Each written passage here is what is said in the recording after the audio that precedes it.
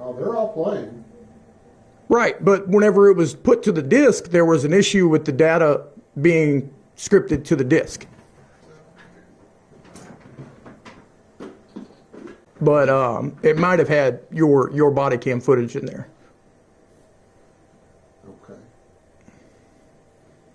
And you stated that everything's there, so hopefully that's the one. Otherwise, if your body cam isn't on there, would there be a reason for it?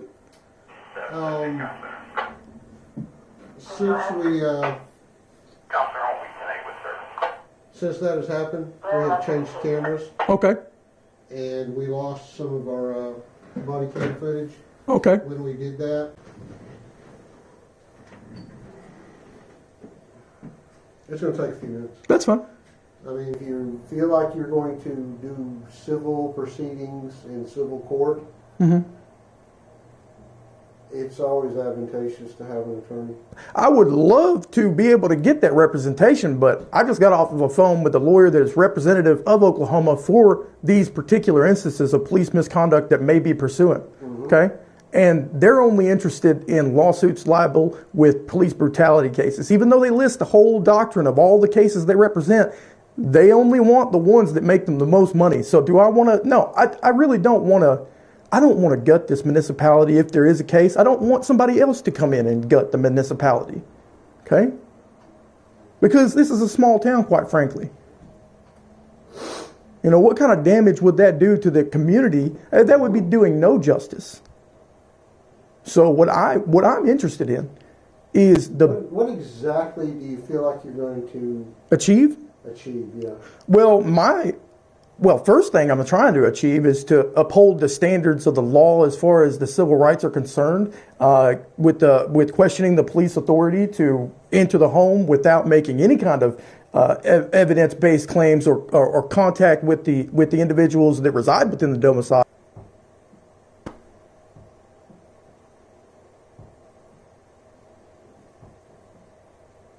Well, generally in these situations like this where people come to us and they tell us that they're looking at liability against the city and things like that,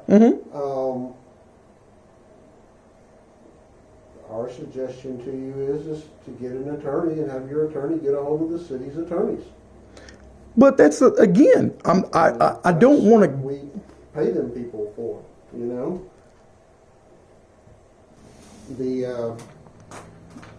The question here is how far did you get in your criminal proceeding? Oh, that got nowhere. Like there was that the lawyer contacted me. The lawyer contacted me. Okay, so you had a lawyer, so that means you were arraigned. Well, I was court appointed, a lawyer. You were court appointed an attorney. Okay. And at that point, the lawyer right there told me that maybe we could get lucky by waiting it out till the end of the year and the judge will be merciful. Like, that's pretty much what he told me. And I'm like, no, man, I'm not accepting no plea deals. I'm not accepting nothing. I'm off scot-free because I didn't do anything wrong. It seems like after y'all's intrusion into the home, it seems like that was all y'all was interested in, was getting everybody's name and running everybody through the computer and seeing who popped. Is that a common police practice? I'm not playing the 20 questions game. Oh, it was just a simple question. No. It was just a simple question, actually, no, because what about the police handbook? The vast majority of people who were inside the home, at least that I remember that day, really don't look like they're the kind of people who have warrants. I'm sorry? They don't look like the kind of people that have warrants. Right, but why, if that were the case, then what would be the potential reason for running all the names? We don't, when the dispatchers tell us the call, on the radio. So is she a judge? That's what we do. Is she a judge that issues a search warrant? Or is there a policy and procedure in place that you would be able to outline that allows you to circumvent and navigate around the Fourth Amendment rights? Okay. Because doing here, what's that? Derek, what we're doing here is we're playing 20 questions. Chief Joel Neely, what we're doing here is whenever I am asking you a question, it is a simple question. Do you remember this statement? Do you remember this as you stood in front of my mother? You stood in front of my mother and you said, this is a simple question. And you said it over and over again. This is a simple question.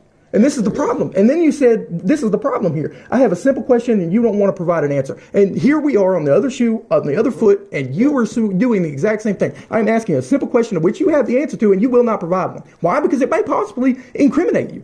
Now, isn't that interesting? Well, if that were the case, then why don't I just exercise my Fifth Amendment? Because you rights are. to not answer any You questions? are. You are doing that. Isn't that suspicious? I'm trying to be cordial to you and trying to get the things that you need. You want to be cordial now, but you wanted to arrest me then. So what's the difference? You didn't want to ask me the pertinent questions of why you were called. You wanted to ask me whether or not I had a warrant, which I am under no obligation to answer, and you arrested me for it. And that video of that conversation is not within the evidence that you have supplied. One thing I recall after the fact that was lamented within that household is that we will never call the Frederick police again, ever. The T.I.M.E County Sheriff's Office is also. I won't be calling them either. Matter of fact, we have had such soiled public trust that we won't be calling any law enforcement. Because it has become an apparent concern that is a detriment to our safety.